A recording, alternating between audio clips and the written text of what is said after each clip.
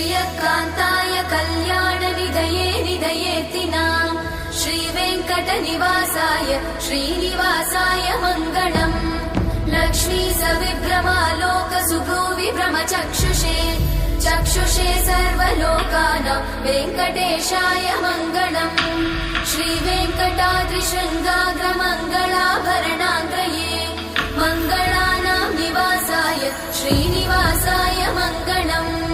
सर्वावयव सौन्दर्य सम्पदा सर्वचेतसां सदा सम्मोहनायास्तु वेङ्कटेशाय मङ्गलम् नित्याय निरवध्याय सत्यानन्दचिदात्मने सर्वान्तरात्मने श्रीमद् वेङ्कटेशाय मङ्गलम्